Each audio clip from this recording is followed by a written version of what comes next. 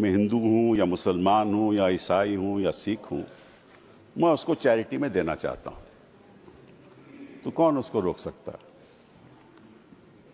कोई नहीं रोक सकता। और इतिहास में जो ये बात आपके सामने रखना चाहता हूं कि there was a right of non Muslims also to make a Waqf,